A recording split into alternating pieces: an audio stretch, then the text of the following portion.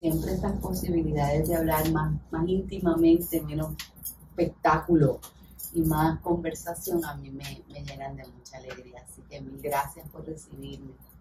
De verdad agradecida por estar aquí a nivel con Darío. Oh, bueno, Mayra es como, ya somos hermanitos, nos tratamos hace muchos años y tengo la fortuna de haberla leído casi toda. Ella es bestseller en la Universidad del Valle en PDF. El rey del PDF, la conferida. Porque una de mis hijas, Puerto Rico, he comentado que una de las dificultades que tienen los escritores hoy en día latinoamericanos es que puede que los publique Alfaguara, pero publica Alfaguara a Puerto Rico, el Caribe, cuando llegan a México no llegan a Colombia. Entonces Mayra me dijo, no hay ningún problema, te mando todos los PDFs. Entonces voy a hablar de la última novela de Mayra, hablar con Mayra de ella, sin antes hacerles un pequeño contexto de lo que ha sido la obra de Mayra Santos Febres. Primero ha sido una poeta, su poesía creo que la van a publicar ahora en Brasil, yo creo que lo podemos hacer ahora en Colombia, publicar la poesía de Mayra. Y bueno, esta es una bella edición. Y claro, Mayra tiene varias novelas anteriores, su obra poética, es una gran ensayista, es una profesora universitaria, una investigadora. Dirige un proyecto extraordinario que es la Cumbre Afro de Puerto Rico. Acabamos de hacer un gran evento, ya estuvimos juntos en la casa de los esclavos en Coré con Mayra. Manuel Zapato Olivella vuelve a África y todos los temas de la diáspora africana a las Américas fueron tratados allá. Se presentaron más de 100 ponencias de 12 países africanos. Allá creamos con Mayra una red, la red Malunga, en homenaje a que los compañeros de barcos en una lengua en Kikongo se denominaban malungos o malungas, los compañeros de viaje, compañeros del infortunio. Entonces estamos pues juntos en una caminada larga. Mayra pues tuvo la fortuna de formarse en los Estados Unidos, es una mujer, es una académica brillantísima, además de una gran escritora, hay que decirlo. No, y realmente en lo que estamos haciendo nosotros, tener a una figura como la de Mayra Santos es muy importante, es demasiado importante para nosotros en Colombia. Bueno, sin más, quiero entonces entrar en esta novela. Esta es una novela sobre Julia de Burgos, una gran poeta, con una vida muy dura, muy trágica, que de alguna manera representa mucho lo que Mayra ha venido haciendo en los últimos años, que es reivindicar a las mujeres, a los afros, el trabajo que hay en Puerto Rico. Entonces, para ustedes que no han leído el libro, pero se van a animar, empecemos con una primera pregunta sencilla. ¿Por qué Julia de Burgos? Pues Julia de Burgos nace en el 1914 en mi pueblo, Carolina, Puerto Rico.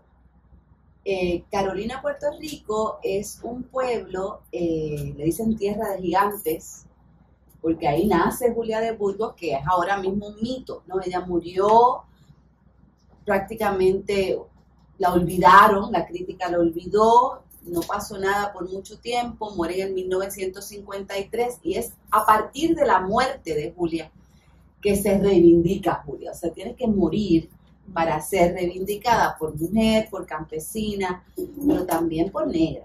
Entonces es en el 1914 una de las primeras intelectuales del Caribe y que no se me olvide que a los 19 años ella fue la secretaria general de la constituyente femenina del Partido Nacionalista puertorriqueño. Luego se gana 2 veces el premio de literatura, se va a Nueva York, emigra del campo a la ciudad, de la ciudad a Nueva York, de ahí a Washington, luego se va a Cuba y trata de participar en el liceo cubano, pero había un montón de macharranes de izquierda que la relegan Y ella aún así empieza a trabajar. Y lo más que me gusta de Julia es que Julia siempre tuvo una visión afrodiaspórica. Eso pasa mucho en el Caribe, ¿no? Como hay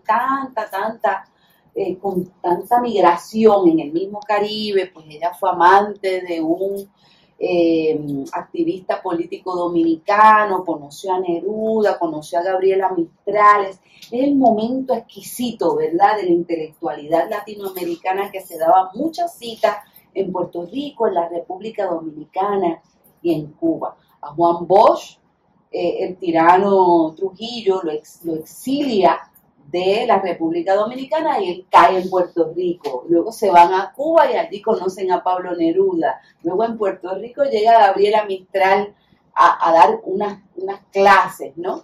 Y es un momento riquísimo, intelectual, en Latinoamérica, del que nadie había escrito. Y entonces yo digo, adiós, pero si yo tengo la oportunidad mágica de hablar de esa intelectualidad de los años 40 y 50, 30 y 50, ¿no? De Latinoamérica a través de Julia, ¿por qué no hacerlo? Eso es una de las cosas que abordo. La otra, obviamente, pues, cuando yo era chiquita, yo estaba en un colegio de monjas con una beca, siempre he estudiado con beca, no sé si es porque soy muy inteligente o porque sé escribir buenas solicitudes para que me consideren. La redacción de ese género literario me sale muy bien. Y entonces cuando yo estaba en esa escuela, una maestra de séptimo grado que se llama Ivonne Sanavitis, que era una con pelo así, siempre me acuerdo, llegaba con unas fotos, con los labios mal pintados, una maranta gigantesca, una mujer rebelde. Yo estudiaba en un colegio de monjas, todo así, y era la única negra. Y esa mujer llega con esa maranta, y yo digo, yo quiero ser como ella. Y ella me pone en la mano el libro El mar y tú, de Julia de Burgos, a mis 12 años. Y yo leo ese libro y yo digo, esto es lo que yo quiero ser cuando yo sea grande. Yo no sé cómo se hace esto, pero yo quiero ser escritora como Julia. Y voy a decírselo a mi papá, que era pelotero, otro de las grandes cosechas, de los grandes hijos del pueblo de Carolina, fue Roberto Clemente Walker, el pelotero Roberto Clemente, que murió, ¿verdad?, llevando ayuda a Nicaragua después de un terremoto, que de hecho, yo te lo he dicho antes, ¿verdad?, pero fue mi padrino. Roberto Clemente era mi padrino. Puerto Rico es bien chiquito, todos nos conocemos. Entonces, fui a donde mi papá y le dije, papi, yo quiero ser como Julia de Burgos. Y mi padre me dice, ¿cómo? Como esa borracha.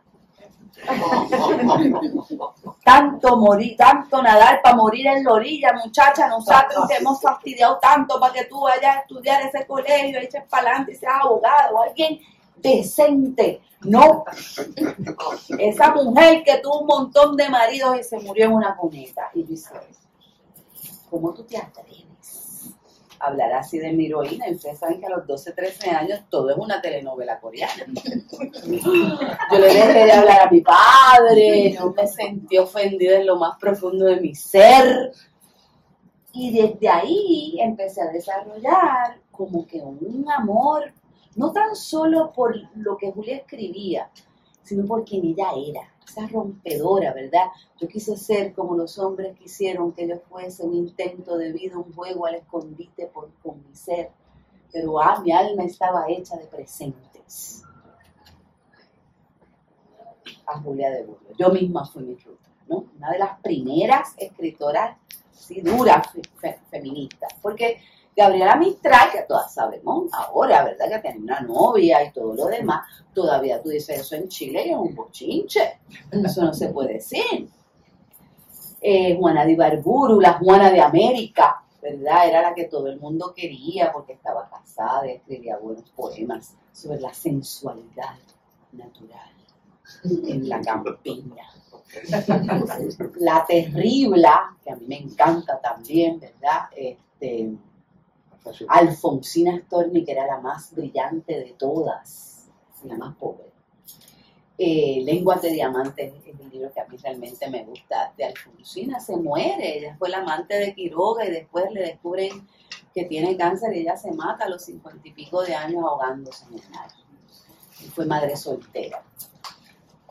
Y yo sé a lo que mi padre le tenía miedo.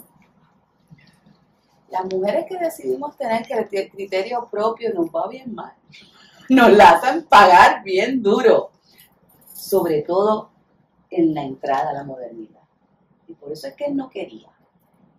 Se equivocó, obviamente, ¿verdad?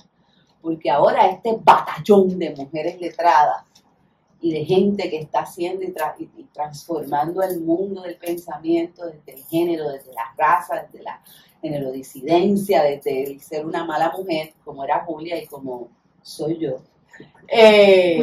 según sus criterios, pues por eso Julia, o sea, porque era un modelo de manera de ser que yo necesitaba para imaginarme otra.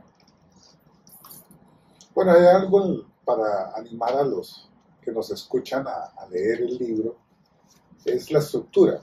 Este es un libro donde hay un paralelismo muy interesante de lo que es la historia dura, trágica de Julia de Burgos, y al mismo tiempo ahí se coloca el papel y la lucha de la escritora que está haciendo la biografía novelada pues, de Julia de Burgos.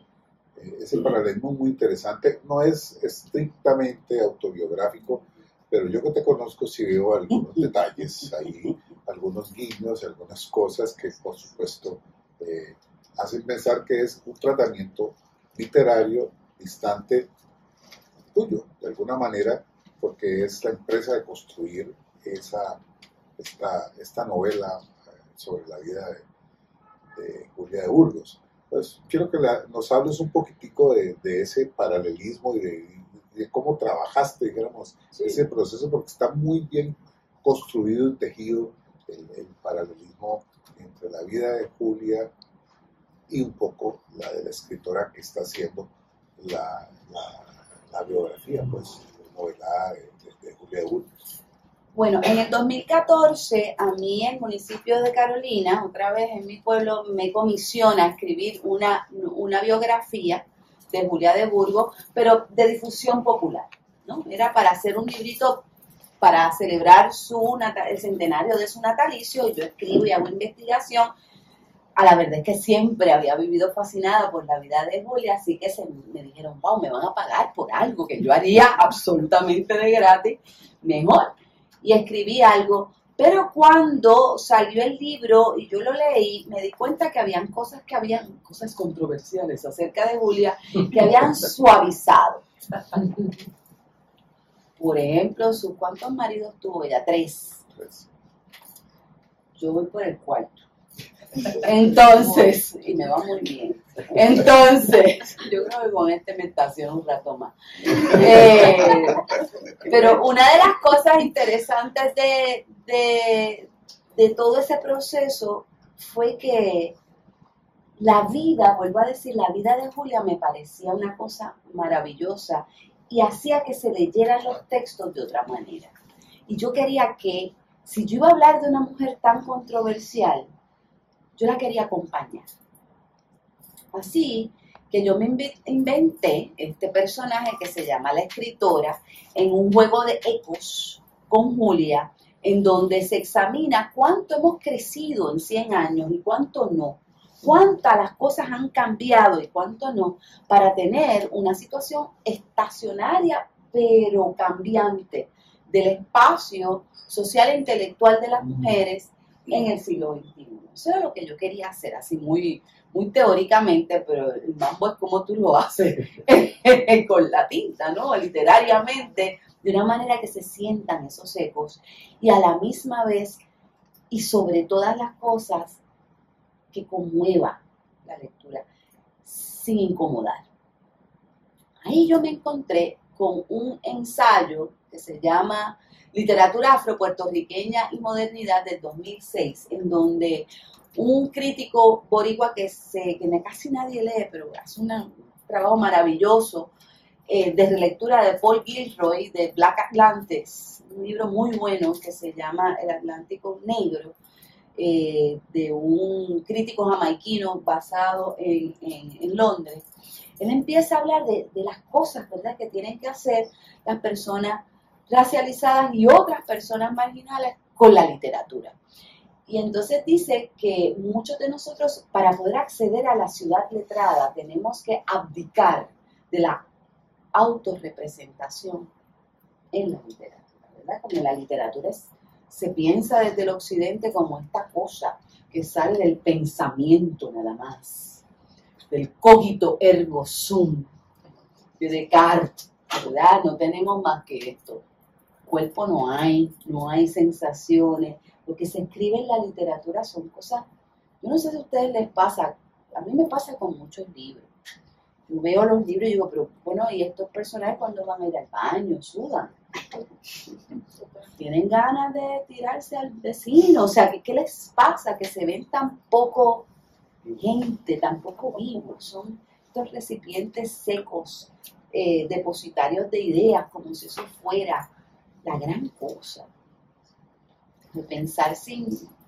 No, yo no soy fundamentalista del pensamiento, de la reflexión. Pero sí sé que venimos de una larga tradición que mide el valor de un ser humano por el acceso a esa práctica descarnada de la razón. No encuerpada, sino descarnada de la razón. Sigo pensando en Kant, que es mi filósofo más odiado. Lo leo nada más que para maldecirlo. Lo odio. Y, ¿sabes qué? Que es el gran creador, ¿verdad?, de crítica de la razón pura, de la lógica del amo y el señor, del señor y el esclavo, de las ansias de dominación, como si la gente quisiera que la dominara.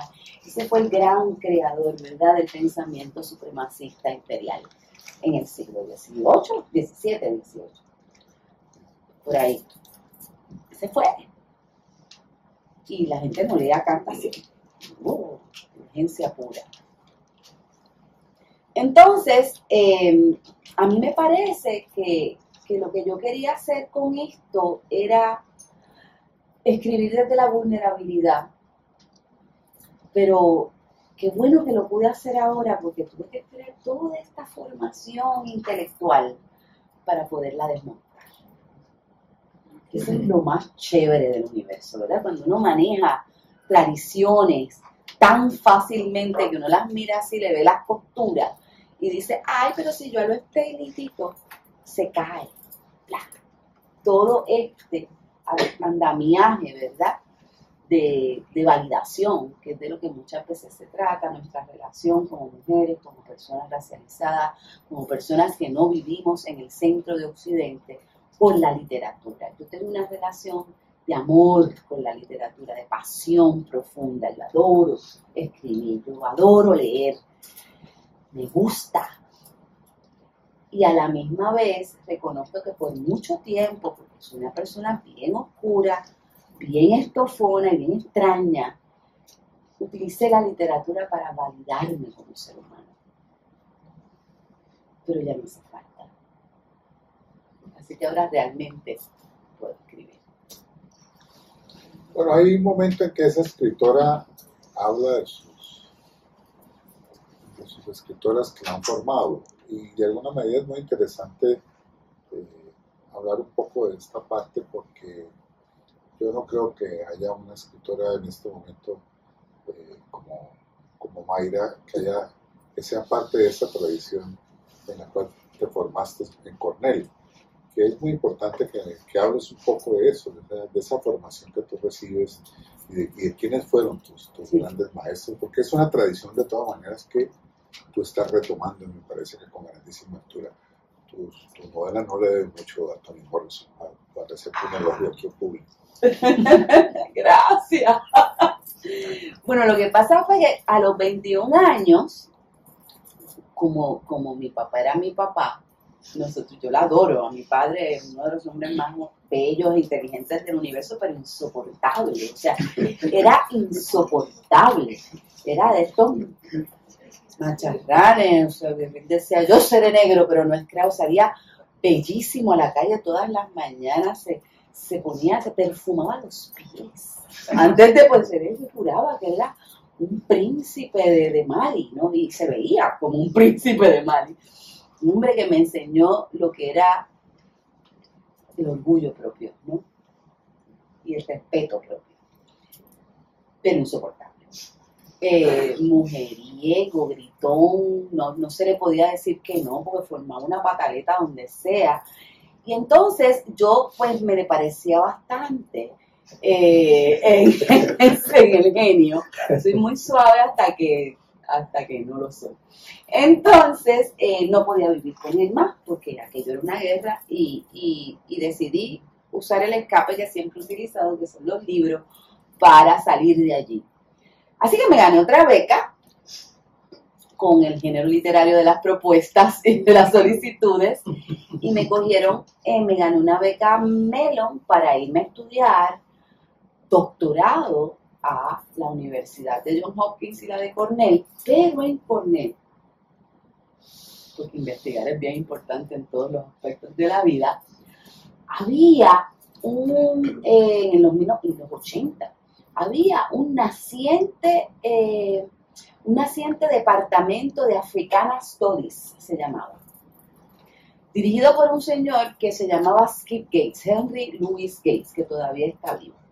Y Skip fue el que montó en la Biblioteca del Congreso la Biblioteca de Narraciones de Esclavos, y que había recogido, reencontrado en todo el sur de los Estados Unidos la narrativa los testimonios de esclavos de Harriet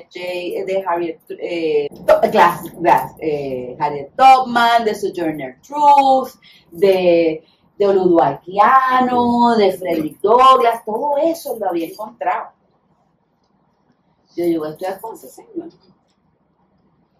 Y escribí así bien presentado, como si yo fuera a hacer, y él me dijo, sí, yo quiero trabajar contigo, y entonces me apoyó y entré a estudiar en la Universidad de Cornell, y allí yo estudié con Abiodun J. Fokker, un comunista africano, y me hacía leer todos los pensamientos, o sea, de Ngugi wa Thiong'o, de Colonizing the Mind, toda esa gente que nunca me habían enseñado en ninguna universidad latinoamericana. Y además, estudié con Toni Morrison, la gran Toni Morrison, que es ganadora del premio Nobel. Por allí pasó todo el mundo. Yo estudié literatura caribeña completa en inglés, completa en francés, además de la solidísima formación que tuve en la Universidad de Puerto Rico en literatura latinoamericana. O sea que les llevaba una ventaja. Me sabía la literatura afroamericana, la africana y la caribeña, que no nos daban en la Universidad de Puerto Rico, aunque teníamos el Caribe al lado. Pero entonces tenía la mejor formación latinoamericana dura y española dura, que bendito. Hasta José Cela, hasta Juan José Cela, ustedes me perdonan, pero yo creo que uno que debería parar de leer literatura española con José Cela, respirar y agarrar, qué sé yo, a Rosa Beltrán, a Rosa Montero, a Almudena Grandes, a gente así, porque últimamente están escribiendo cosas bien floridas, perdón, pero es verdad. Hay par que son buenos. José Ovejero, es buenísimo. Pero esa sorpresa, como que hace tiempo no pasa con la literatura, con muchas literaturas europeas, pienso yo. No puedo leer una novela más de la Guerra Civil Española, yo no puedo más. O sea, llevan 50 años escribiendo sobre eso. Yo no puedo. Por favor, otra cosa. Entonces, las mujeres están haciendo cosas interesantes, la gente, o sea, hay otra gente.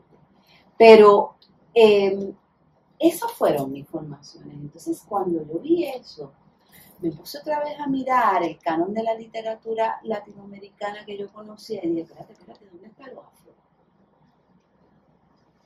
Y encontré una larga tradición intelectual afro en América Latina que empieza en el siglo XIX y llega hasta el siglo XXI. Que no tiene nada que envidiarle a nadie. Y es maravilloso leer entonces ese canon. Entonces esa es mi formación.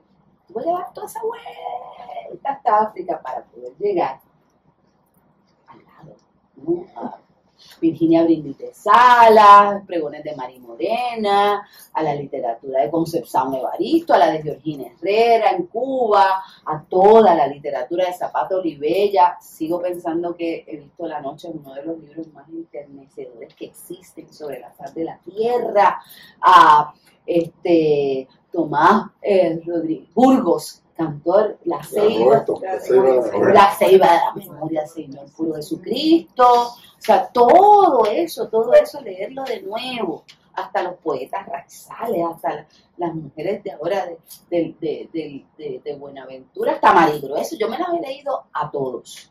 Y además, los míos. Porque yo insisto en que así es como hay que leer la literatura. O sea, somos... Todos nosotros en América Latina, aquí hay un pensamiento que es supranacional, no transnacional, no internacional, supranacional, porque aquí había un pensamiento antes de que nacieran las naciones, que tejió una identidad y un apalabramiento y una estética que la tenemos que ver así. Bueno, la última pregunta para darle unos 15 minuticos al público es... Volvamos a Julia Burgos. Usted me decía que era una mujer realmente internacionalista, que pensaba en las relaciones, y eso ha inspirado mucho lo que tú haces ahora. Entonces, háblanos para cerrar pues y darle la palabra al público de esta idea que tiene una tradición y en la cual Julia de Burgos fue fundamental. Sí, fue una pionera, una avanzada, una mujer muy avanzada. Muchísimo. Yo creo que ni ella sabía cuán de avanzada era, qué es la mejor manera de avanzar, no, ni mirarlo. La Red Malunga y lo que estamos haciendo juntos tiene mucho que ver con tejer diálogo sur-sur y también con tejer articulaciones de los trabajos que se hacen separadamente en muchos de nuestros territorios. En cada uno de nuestros países y territorios hay una pregunta por recuperar archivos perdidos, organizar el conocimiento de la afrodescendencia, o crear y pensar la identidad filosóficamente desde otros puntos que incluyen las cosmovisiones y las filosofías africanas y las afrodescendientes. Entonces, ¿cómo reorganizar este mapa cognitivo, este mapa de conocimientos y de educaciones de una manera fractal? Que no sea así, que sea así. Como decía Edouard Glissant en Poética de la Relación, ¿verdad? Que sea una poética de la relación transversal que vaya tejiendo conexiones, posibles archivos conjuntos, proyectos, programas de investigación, programas de publicación, festivales de las artes, juntar a lideresas comunitarias, a curadoras, a curadores, a gente, ¿verdad? De otra manera. Y esa es la Red Malunga, ¿no? Y estamos buscando un cambio de narrativas y de paradigmas. Estoy pensando en Kuhn, ¿verdad? Que decían en 1962 que la realidad no existe, que lo que existe son cambios de paradigmas. Entonces hay unos paradigmas que estamos viendo que están cambiando. Claro, entonces vienen los innombrables del norte, ¿verdad? Y tratan de volver a crear el paradigma de la supremacía. El problema no son las razas. Primero que las razas no existen. Pero el problema no son las razas, es la racialización, y el problema de la racialización es la supremacía, que una raza se sienta superior a todas las demás. Ese es el problema que estamos combatiendo. Y entonces, ¿cómo crear una decolonización epistemológica y además del ser y del existir Es decir, nada más, decirte aquí para arriba no va a funcionar. Tiene que ser del ser, del existir, del pensar, del sentir pensar, para lograr estas conversaciones sur-sur que nos hacen falta para seguir creando conocimiento y otras maneras, ¿verdad?, de hacer arte. Y en esas estamos, compa y yo, en la red Malunga y también en estos diálogos, ¿verdad?, que estamos buscando, en donde podemos pensar el arte de otra manera, y la literatura, y el futuro de otra manera.